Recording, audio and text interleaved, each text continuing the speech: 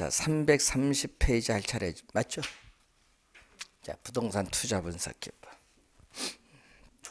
자, 이 부동산 투자 분석 기법 한번 보겠습니다. 330페이지. 자, 이 부동산 투자 분석 기법 보시면은 우선은 부동산 투자로부터 미래에 예상되는 현금 수입과 지출을 현재의 가치로 할인을 하는 게 화폐 시간 가치를 고려하는 방법입니다. 이 화폐 시간 가치를 고려하는 방법을 할인 기법이라고 해요. 할인 기법. 시험 지문에 가끔 요 두 개 이런 걸 가끔 출제를 하거든요. 그래서 원래 출제할 수도 좀 있는데 화폐 시간 가치를 고려하는 방법, 또 화폐 시간 가치를 또 고려하지 않는 방법. 그럼 화폐 시간 가치를 고려하지 않는 방법은 비할인 기법. 그럼 가끔 시험 문제에 할인 기법, 비할인 기법으로 또 출제하기도 해요. 자, 그러면은 이 화폐 시간 가치를 고려하는 방법 보면은 우선은 할인 현금 수지 분석법이 있습니다. 자, 이 할인 현금 수지 분석법. 자, 부동산 투자로부터 미래에 예상되는 현금 수입과 지출을 현재의 가치로 할인해서 분석하는 방법이 있어요. 자, 할인 현금 수지 분석법이 있고 또 우리 현가, 이 현가 회수 기간법이라는 게 있어요. 이 두 가지는 화폐 시간 가치를 고려하는 방법이고, 화폐 시간 가치를 고려하지 않는 방법은 이 정통적 분석 기법. 자, 이 정통적 분석 기법, 그리고 어림 세법, 비율 분석법은 화폐 시간 가치를 고려하지 않는 방법입니다. 자, 이때 이제 제일 먼저 여기 나와 있거든요. 여러분 교재 330페이지 보시면은 이 정통적 분석 기법인 여기에 먼저 나와 있습니다. 우선은 단순 회수기간법, 줄여서 우리는 간단히 회수기간법이라고도 해요. 그래서 단순 회수기간법. 자, 그럼 단순 회수기간이라는 것은 이 부동산 투자로부터 미래에 예상되는 현금 수입을 가지고 현재 투자한 금액을 회수하는 데 소요되는 기간입니다. 자, 그럼 이러한 단순 회수기간법을 보면은, 자, 예를 들어서 이런 의미거든요. 자, 영년은 현재를 말합니다. 현재. 자, 그러면 현재 마이너스는 돈이 나간 거. 그러면 현재 시점 투자 금액이 3억 원입니다. 자, 이때 1년 차에 1억 원. 자, 1억 원이 돈 들어왔고요. 또 2년 차에도 1억 원이라는 돈이 또 들어왔어요. 그리고 3년 차에도 1억 원 이렇게 돈이 들어왔고, 4년 차에도 1억 원 이렇게 돈이 들어왔습니다. 자, 이렇게 가겠죠. 자, 이런 형태인데 문제는 이 투자로부터 미래에 예상되는 이 현금 수입을 가지고 현재 투자한 금액 3억을 회수하려면 몇 년? 3년까지면 3억 되죠. 3년 소요돼. 이것을 단순 회수기간. 그러면 이 단순 회수기간법에서는 이 투자안의 회수기간, 자, 이 투자안의 회수기간이 기업이 이 설정한 이 목표로 하는 회수기간보다 어떻게 돼요? 짧다. 그럼 기업이 설정한 목표로 하는 회수기간은 5년인데 투자의 회수기간은 3년. 짧으면 빠른 시간 내 투자 금액을 회수하니까 이때는 투자를 채택을 해요. 그런데 우린 투자의 회수기간이 기업이 설정한 목표로 하는 회수기간은 5년인데 투자의 회수기간은 10년이다. 여기 길면은 미리 불확실성에 따른 위험이 너무 커요. 이때는 우리는 투자가 이루어지지 않는다. 이때는 투자가 이루어지지 않는다. 이렇게 보시면 되겠죠. 자, 단순 회수기간법. 이렇게 보시면 되겠습니다. 자, 우선은 그럼 현가는 뭐죠? 현가는 투자로부터 미래에 예상되는 현금 수입을 이걸 현재의 가치로 이렇게 할인을 해요. 그럼 현재 가치로 할인하면 1억은 1억보다 작아요. 현재 가치로 할인하면. 그럼 3년까지 해봐야 3억 안 돼요. 그럼 4년까지 할인을 해야 되거든요. 이렇게 미래에 예상되는 현금 수입을 현재 가치로 할인을 한 다음에 현재 투자한 금액 3억 원을 회수하는데 소요되는 기간을 우리는 현가 회수 기간이라고 해요. 현가는 반드시 붙여야 됩니다. 현가를. 단수는 생략해도 되지만 현가는 반드시 붙여야 돼요. 할인을 하니까. 그래서 이렇게 미래에 예상되는 현금 수입을 현재 가치로 할인하기 때문에 화폐 시간 가치를 고려한 방법이죠. 그래서 현가 회수기한법은 우리 17회, 19회 시험 우리 2번 출제를 했어요. 2번. 자, 이 현가 회수기간법입니다. 자, 그러면은 우선은 단순 회수기간법 하나 있고 또 하나가 여러분 시험에 또 많이 나옵니다. 좀 주의해야 돼요. 회계적 수익률법 또는 회계적 이익률법이라고 하죠. 회계적 수익률법, 회계적 이익률법인데 요거 화폐 시간 가치를 고려하지 않는 방법 꼭 기억해야 됩니다. 자, 이것을 이쪽으로 오해를 하거든요. 자, 그러면 회계적 이 수익률 개념이 또 중요하죠. 24회 시험은 또 요걸 또 개념을 출제했습니다. 회계적 수익률은 매년 평균적으로 발생하는 거죠. 연평균 순이익, 연평균 순이익을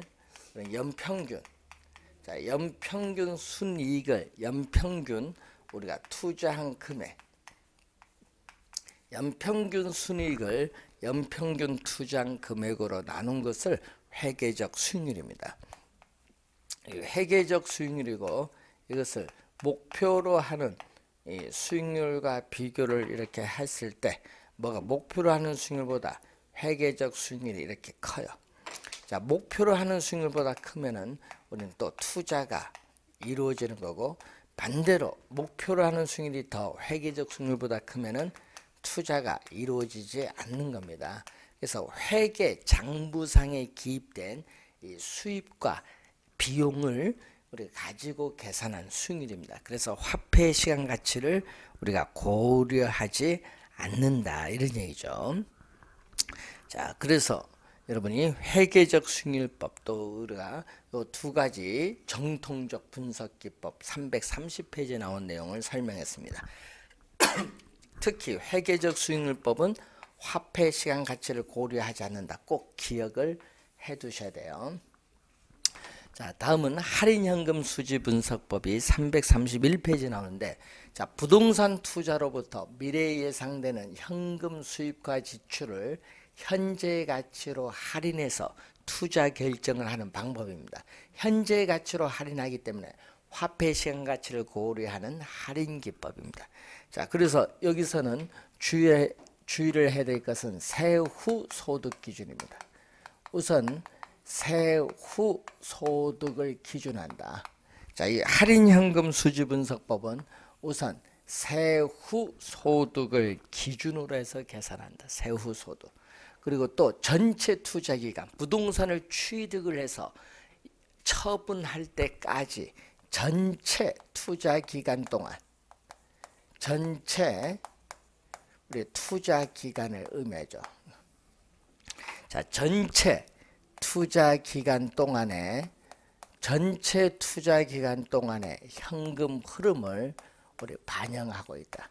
전체 투자 기간 동안에 현금 흐름을 반영하고 있다는 장점. 2년 전에 반영하지 않는다로 출제했거든요. 자, 그래서 이 할인현금 수지 분석법은 전체 투자 기간 동안의 현금 흐름을 반영하고 있다는 거죠. 자, 우선 세 가지가 있어요. 자, 이 할인현금 수지 분석법의 세 가지인데 첫 번째가 순현재 가치법이 있습니다. 자, 순현재 가치법을 순형가법 NPV법인데 시험에 우선은 할인현금 수지분석법은 매년 한 문제 출제하거든요. 이렇게 잘 정리를 해야 되는데, 자 우선은 순현재가치법 NPV법입니다. NPV법. 자, NPV법을 우선 의미하는데 개념을 보시면은, 자 부동산 투자로부터 장래 예상되는 세후 소득의 현재 가치의 합계와 처음에 투자 비용으로 지출한 이 지분의 현재 가치의 합계를 서로 비교해서 투자 결정을 하는 방법입니다. 그래서 우선 개념을 정확하게 알아야겠는데, 순현재 가치를 순형가인데 약어로 NPV로 사용하죠. 그럼 순현재 가치는 부동산 투자로부터 장래 예상되는 현금 유입의 현가, 이 장래 예상되는 현금 유입의 현가, 현금 유입에 있어서의 이 현재 가치와 현금 유출의 현재 가치, 현금 유입의 현재 가치와 이 현금 유출에 있어서의 현재 가치가 바로 I죠. 현금 유입의 현가와 현금 유출의 현가를 이렇게 빼준 것을 순현재 가치다. 항상 우리 투자의 판단 시점은 현재 시점이라는 걸 명심하고, 이 현금 유입을 또는 우리 수입이라고도 하고, 현금 유출은 우리가 비용을 의미하겠죠.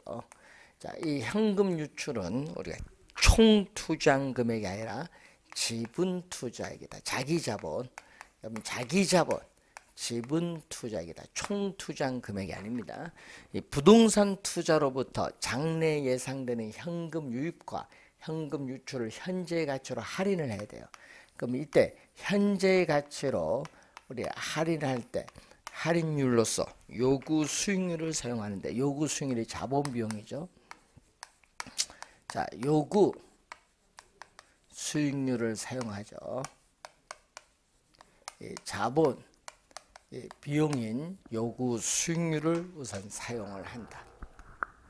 자, 순현재 가치인데, 그래서 순현가를 계산하기 위해서는 할인율인 요구 수익률이 사전에 미리 결정되진다. 왜? 이걸 알아야 현재 가치로 할인할 수 있기 때문에. 자, 우선 요 수식은 매년 출제되는 수식이거든요. 그래서 이 수식은 시험에 자주 나오는 수식이니까 꼭 기억을 하고 다녀야 될 수식. 자, 이때 단일 투자안이 하나다.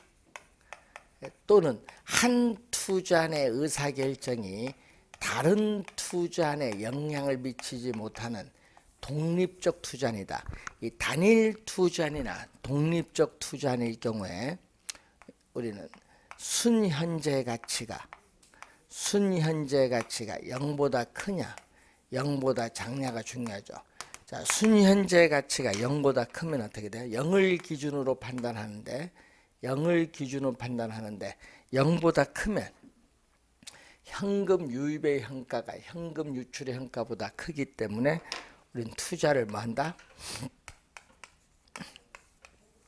채택을 합니다. 투자를 채택하고, 우리가 이 0보다 작으면 현금 유입의 현가보다 현금 유출의 현가가 크니까 이때는 투자가 이루어지지 않는다. 그래서 순현가법에서 투자 의사결정 기준은 0을 기준으로 판단하는데 1이 아니라는 거예요. 1이 아니라 0을 기준으로 판단한다. 좀 주의해 두셔야 되겠죠. 자, 그리고 상호 배타적 투자안, 한 투자안을 정하면 나머지 투자는 배제시키는 상호 배타적 투자안이죠. 자, 상호 배타적 투자안일 경우에는 순현가가 0보다 큰 투자안 중에서도 순현가가 가장 큰 투자안을 선택하는 것이 상호 배타적 투자안입니다. 자, 그래서 우선은 이 기본적 개념을 잘 알아두셔야 되겠고, 자, 그리고 우선은 이 얘기겠죠. A 투자안의 순현가가 1억 원이다. A 투자의 순현가가 1억이고 B 투자의 순현가가 2억이다. 두 개를 더해주면은 3억이 되거든요. A와 B의 투자를 우리가 했을 경우에 순현가가 3억이 돼요. 이게 같아요. 즉 가치 가산의 원칙이 성립합니다. 가치 가산, 여러분 가산은 합산이라고도 해요.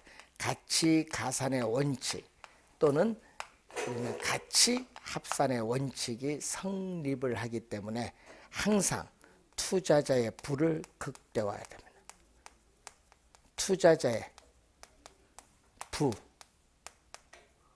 투자자의 부를 뭐한다? 극대화한다. 항상 투자자의 부를 극대화하게 되죠. 가치 가산의 원칙이 성립하고 또 순현가법이 통상 일반적으로 내부 수익률법, IR법은 내부 수익률이죠. 내부 수익률법보다 이론적으로 우리는 우월하다. 일반적으로.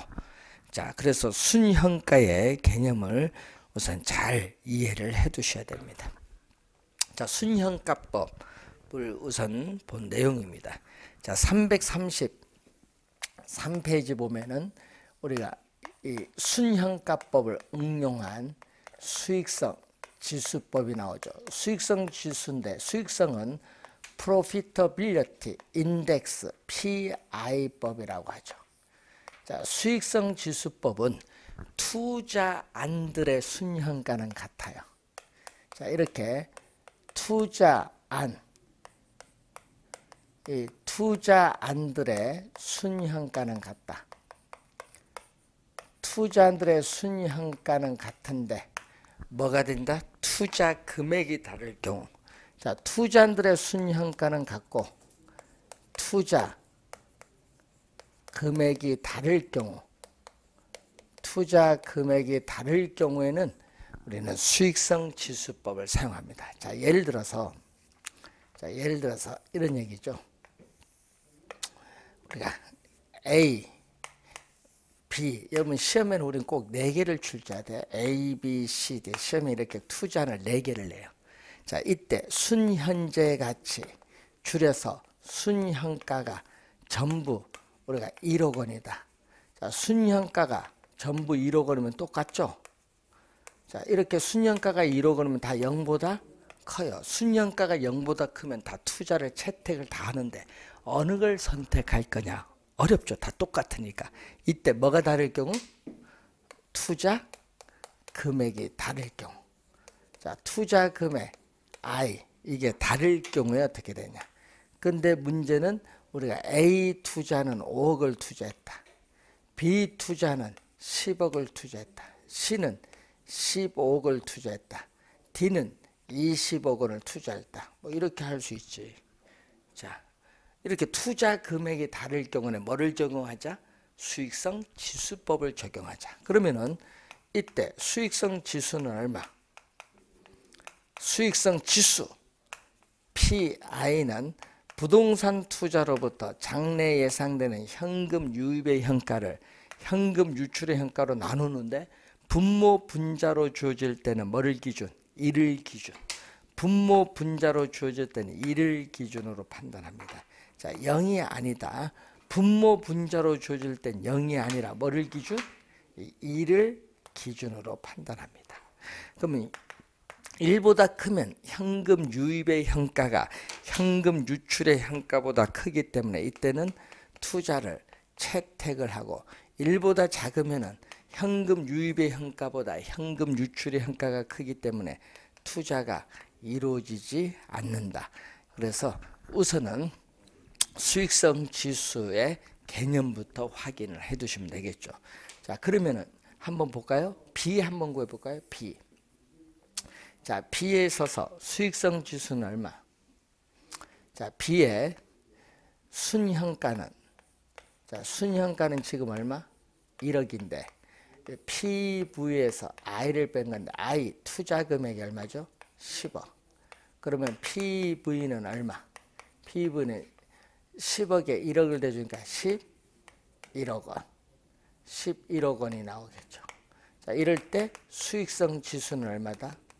PV 11억 원을 투자 금액 10억 원으로 나눠주면 얼마?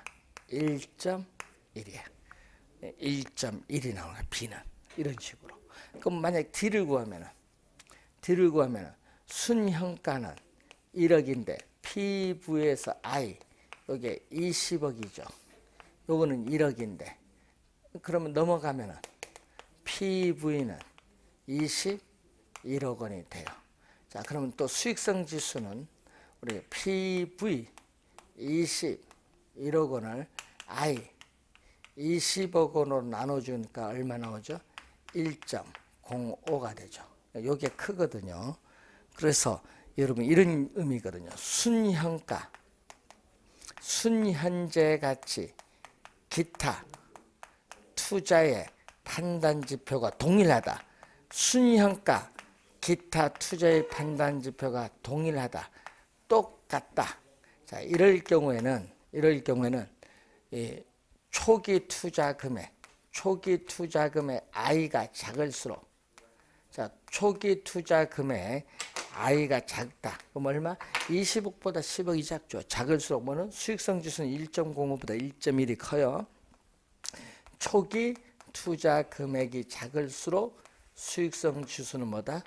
높게 나타난다는 것을 우리는 알 수 있어요.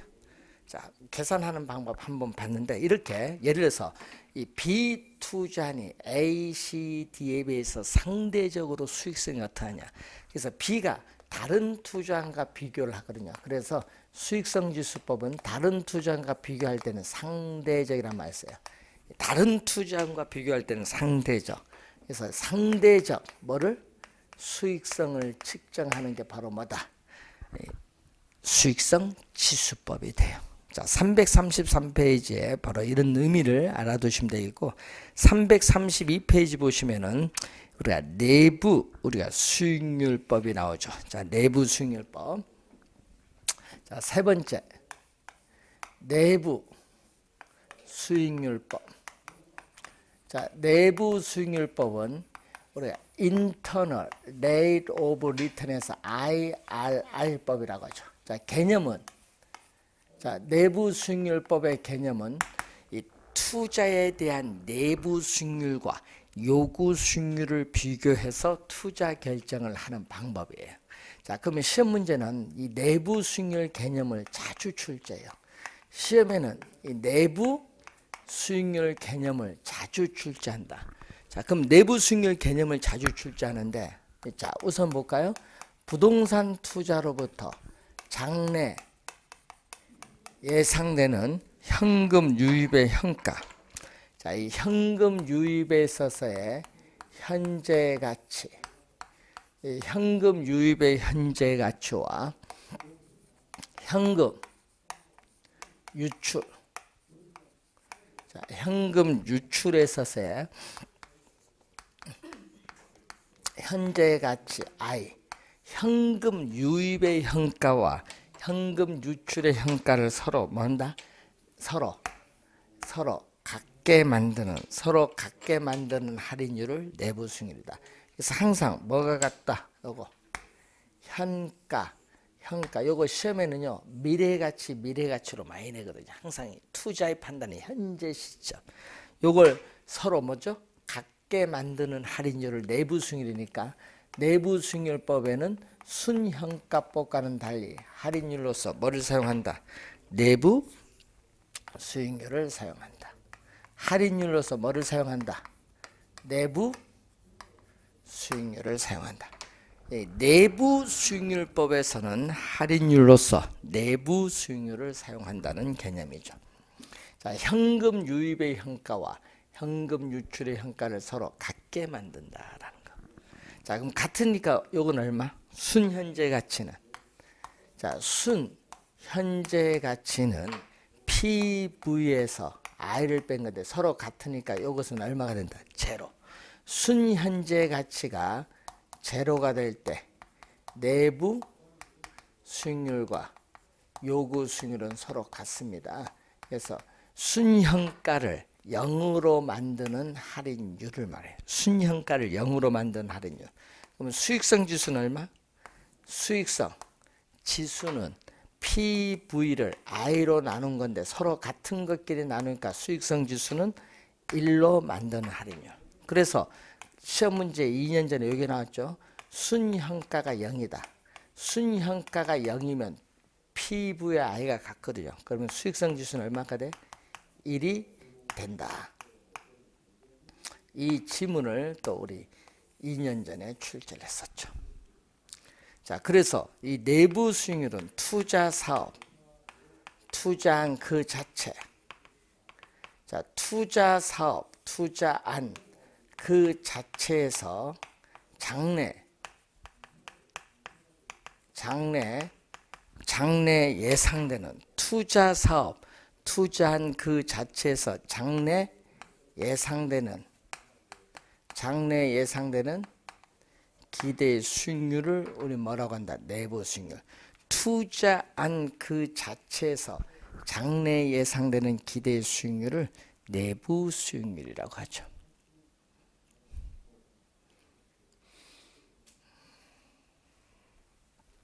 자, 그래서 이제 내부 수익률은 이 내부 수익률은 기대 수익률인데 이 자본 비용인 요구 수익률보다 크면은 투자를 채택을 할 것이고, 내부 수익률이 요구 수익률보다 작으면 투자가 이루어지지 않을 것이다. 그리고 또 우리 같이 A 투자의 내부 수익률이 10%다. 자, B 투자의 내부 수익률이 20%다. 그럼 요거 더해준 게 30%가 되느냐? A와 B에 우리는 동시에 투자했을 경우에 내부 수익률이 30%가 되느냐? 30%가 안 되죠. 뭐 20 몇 프로, 10 몇 프로가 되겠지. 그래서 같이 가산의 원리가 적용되지 않는다. 같이 가산의 원칙이 성립되지 않기 때문에 투자자의 부를 항상 극대화시켜주는 것은 아니라는 것. 그리고 이 내부 수익률, 요거 구하는 과정에서 내부 수익률은 2개 이상의 복수의 내부 수익률이 존재할 수도 있고 또 실수의 내부 수익률이 존재하지 않을 수도 있어요. 허수가 나타날 수 있다. 이렇게 보시면 되겠습니다. 자, 그 내용을 지금 설명하고 있고 336페이지에 보시면은 자, 위에서 7번째 보시면 이렇게 나오죠. 순현가법으로는 타당성이 있는 투자 사업이 내부 수익률법으로는 타당성이 없을 수도 있다. 물론 그 반대의 경우도 성립할 수 있다. 즉 내부 수익률법으로 타당성 있는 사업이 순현가법으로는 타당성이 없을 수 있다. 이런 얘기죠. 그래서 그 지문 또 시험에 많이 나오고 또 바로 밑에 일반적으로 순현가법이 내부 수익률법보다 투자 중거로서 우월한 것으로 판단된다. 이 지문도 3년 전에 또 한번 출제가 되었던 내용이 되겠습니다. 자, 337페이지 보시면은 어림세법이 나오죠. 자, 어림잡아 얼마 요걸 묻는 거죠. 자, 어림세법은 자, 할인현금 수지분석법은 전체 투자 기간 동안의 현금 흐름을 발행하는데 어림세법은 첫 해만 따져요. 투자 첫 해만 따진다. 투자 첫 해. 그래서 투자 첫 해에 현금 수지만을 우리는 대상으로 한다. 자, 투자 이 첫 해에 현금 수지만을 대상으로 합니다.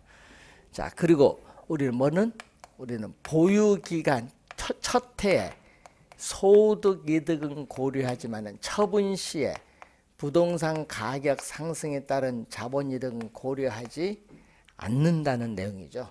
그래서 이 어림세법은 여러 형태의 현금 수입과 현금 지출을 승수의 형태로 나타내는 승수법, 또 수익률의 형태로 나타내는 수익률법 두 가지가 있는데, 자, 우리 또 시험 지문의 개념에서 승수 수익률이 여러분 이해를 해야겠죠.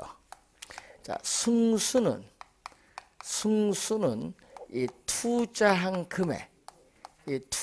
금액을 수익을 가지고 회수하는 데 소요되는 기간이 승수입니다.